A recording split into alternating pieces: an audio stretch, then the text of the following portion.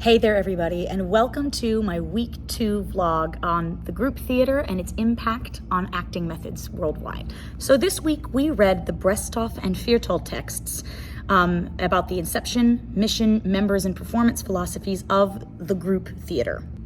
Now, the group theater was initially started by Harold Clurman, Cheryl Crawford, and Lee Strasberg, and other now very famous actors and directors and teachers such as Sanford Meisner and Stella Adler were among its more influential members. The original goal was to create a unique national theater, a very American-centric theater that focused on, that could be on par with the Moscow Art Theater, but utilized American actors, American playwrights, and focused specifically on societal issues within the States. This particular vision of Clurman's did not reach what he figured his full vision would be, and it actually is no longer meeting anymore. This much I did know, but this style of acting has greatly influenced how theater is taught, especially in colleges and various professions, professional training centers teach theater, are very much based on the group's methods.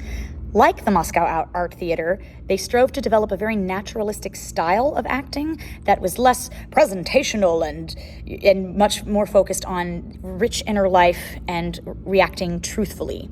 So various exercises such as the Magic What If by Stella Adler and Meisner's Door exercise are still concepts and exercises used today that were developed in the group theater's inception. They would meet every summer to work on acting techniques and also to rehearse future shows. These particular exercises were to prevent any acting from becoming very, very stale, which was a problem that a lot of people ran into because whenever they first hear about the Stanislavski system and objective, it sounds very, very heady. This is what I am doing, and here it goes. But if you've done that a million times and it's no longer fresh, what do you do as an actor so that it does not become boring for the audience? So that's what they strove kind of to do, was to find methods based on the Stanislavski method and various other acting styles that were being developed at that time, but to give it what Brestoff called an American accent of sorts. What I found interesting in this week's readings was that Clurman's vision to have a uniquely American acting system was partially realized in that the exercises developed here can be, I suppose, classified as uniquely American, but they were based on Russian and Parisian drama backgrounds that the people in the group theater had. What I also found interesting was that they had an opportunity to learn from Kurt Weill about the Brechtian acting technique that was also being developed around this time.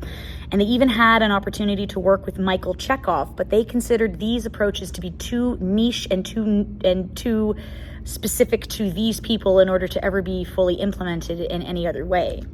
I also found it interesting that they did not think that classical works such as Shakespeare or anything Greek would have been appropriate because they were trying to focus on just American playwrights developing a uniquely American way of acting. But I kind of wonder if the group theater might still be around if they were maybe a little bit more open-minded about bringing their acting techniques to these classic works that had been overdone in these very presentational ways.